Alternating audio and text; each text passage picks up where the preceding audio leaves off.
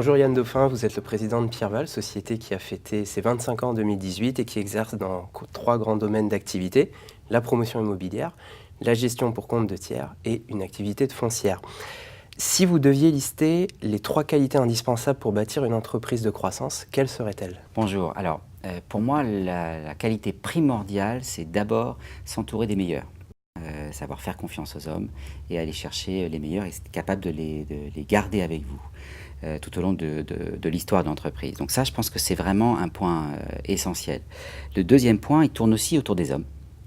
C'est-à-dire que vous avez intérêt, il est important que vous aimiez vos collaborateurs. Alors ça veut dire quoi? Parce que c'est un peu un grand terme. C'est surtout que vous vous intéressiez à leur développement, que vous les formiez, que vous leur donniez l'autonomie, que vous leur donniez la confiance, et puis qu'ils puissent s'épanouir dans l'entreprise. C'est vraiment les 2 points primordiaux, à mon avis, pour réussir la croissance, et c'est ce qui nous a été la clé du succès. La troisième qualité, à mon avis, c'est de se dire que l'argent n'est pas vraiment le facteur limitant, c'est plutôt les bons projets. Donc, regardez en interne ce que vous savez faire, et le jour où vous avez identifié un point fort, eh ben, insistez dessus et développez particulièrement votre point fort. Alors, vous parlez de projet, quelles sont les réalisations dont vous êtes le plus fier? Alors, en termes de réalisation, ça ne sera pas quelque chose qu'on aura construit, hein, même si c'est notre métier, la promotion. Ça sera finalement nos équipes, mon codir et les hommes de l'entreprise. C'est-à-dire que finalement, ce sont des collaborateurs qui nous ont joints il y a quelques années. Pour le codir, ils nous ont joints, le dernier nous a rejoint en 2009. Ils nous ont rejoints quand l'entreprise, au départ, les premiers, il y avait 15 personnes dans l'entreprise. Ils sont toujours là aujourd'hui. Être capable de les avoir identifiés et de les avoir gardés avec moi, pour moi, c'est ma plus grande fierté. Et derrière, c'est le cas de toutes les équipes du groupe. Ceux qui nous ont rejoints, qui se battent au quotidien pour défendre les couleurs de Pierreval, pour moi, c'est une fierté qu'ils soient avec moi. D'accord. Et d'un point de vue opérationnel, je vous ai expliqué, donc forcément, vous construisez, etc. Quelles sont les réalisations un petit peu emblématiques qui illustrent bien en fait la croissance de la société ces dernières années?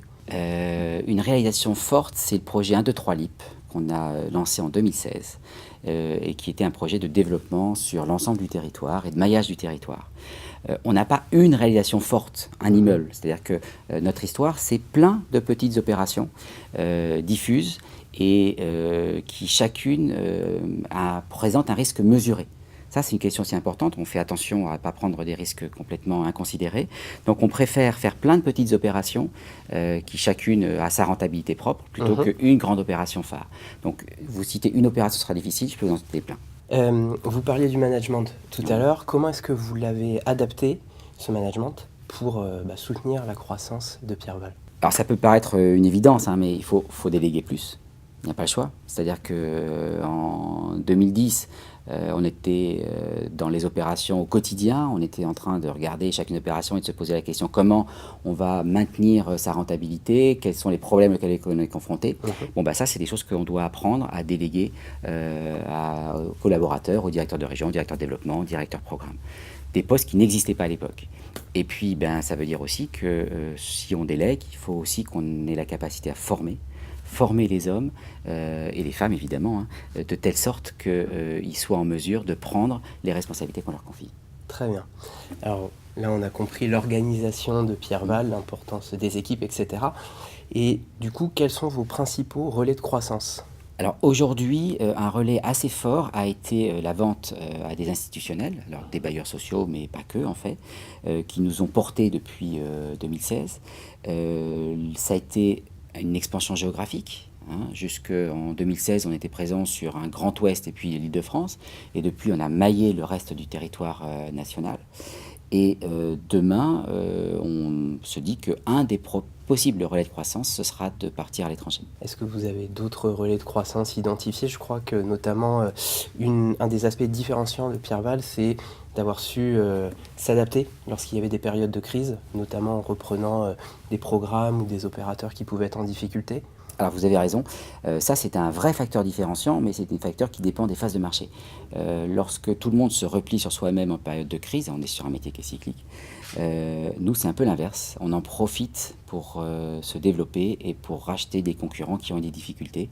Alors ça peut paraître surprenant, mais c'est que ça nous permet de reconstituer en fait du stock à la vente à un prix qui est compatible avec les attentes des acquéreurs. Et je crois aussi, dans les aspects toujours différenciants, il y a certaines cellules dans l'entreprise qui sont un peu comment dire, originales ou propres à votre société qu'on ne retrouve pas forcément chez vos confrères et concurrents. Oui, alors c'est vrai, il y a le cœur du réacteur. Alors, vous êtes tombé dedans. En fait, ce qui se passe, c'est que dans notre approche, il est très important de savoir définir très précisément le coût travaux de chacune des opérations. Donc avant même de faire une proposition foncière, on a identifié un terrain. En interne, on a une cellule qui va être capable de faire une faisabilité, de la chiffrer et de l'optimiser surtout par rapport à ce que peut faire un architecte externe. Ça ne veut pas dire qu'on ne fera pas appel à un architecte externe ensuite, mais ce chiffrage très précis de l'opération nous permet, à notre sentiment, d'être plus pertinent lorsqu'on est devant un terrain et de se rendre compte si ça va coûter 1500, 1300, 1100 euros du mètre carré à construire. Alors là, je vais donner les chiffres ronds, mais en fait, ça finira avec 1137, si vous voulez. Et je pense que c'est différenciant et c'est ce qui nous a permis de respecter nos marges, de tenir nos marges, parce qu'au fur et à mesure que l'opération se développe, on va la chiffrer et savoir où on en est de la bonne marge d'opération. Alors là, on a beaucoup parlé donc, de l'entreprise, de l'organisation, de ses relais de croissance, etc. Maintenant, je vais vous poser quelques questions sur vous. Je vais vous demander de fendre un petit peu l'armure. Qu'est-ce qui stimule un entrepreneur de croissance? Alors, je pense que doit être à peu près pareil pour tout le monde, c'est de construire. Alors, pas des bâtiments, là, c'est bien de construire l'entreprise, construire le groupe. Et puis, je pense que c'est une aventure collective. C'est-à-dire que finalement, je vous ai parlé de mon codir en début d'intervention, c'est très important. C'est-à-dire que seul, je pense que c'est pas quelque chose qu'on a envie de faire. On a envie de faire ça à plusieurs, et puis de réfléchir, de se poser des questions, d'évaluer ce que peut être l'avenir, et ça, le faire ensemble, c'est très stimulant. Et du coup, comment est-ce que vous concevez le leadership? C'est pas quelque chose qu'on impose. On écoute et on essaye de faire ressortir le meilleur de chacun. On n'a pas envie d'avoir une personne qui représente l'entreprise. C'est pas notre vision, c'est pas ma vision. Et au contraire, c'est l'ensemble des équipes qui doivent le porter. Donc le leadership, finalement, c'est la capacité, à mon sens, c'est la capacité à faire émerger le meilleur de chacun. Et pour ça, c'est finalement très participatif.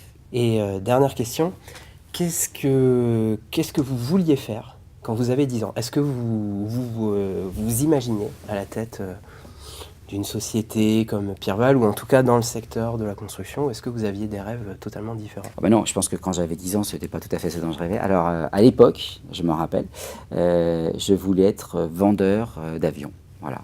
Donc absolument rien à voir avec le métier de la construction. Et je suis tombé dedans beaucoup plus tard. Et comment du coup vous êtes tombé dedans? C'est une histoire de hasard finalement. J'ai cherché à... Mon père avait créé une société de promotion, une petite société de promotion à Poitiers. Et puis quand j'ai fait mon service militaire et aux États-Unis, j'ai découvert Internet. Je suis revenu en France, j'ai dit oh là là, Internet c'est extraordinaire, il faut faire quelque chose. Je me suis lancé dans Internet avec des capitaux familiaux. Ça a été un échec complet. Donc au bout de 2 ans, il a fallu faire les comptes, se rendre compte que ça ne marchait pas. Et je me suis demandé qu'est-ce que je comprenais, quel était le métier que je comprenais. Et pour le coup, l'immobilier, c'est relativement simple. J'ai un prix de vente, j'ai un coût de construction, j'ai une marge au milieu. C'est quelque chose que pour moi qui me parlait. Et j'ai fait mes classes chez Bouygues Immobilier. Et ensuite, j'ai rejoint la société familiale. Merci beaucoup d'avoir pris le temps de répondre à mes questions. Merci de m'avoir interviewé.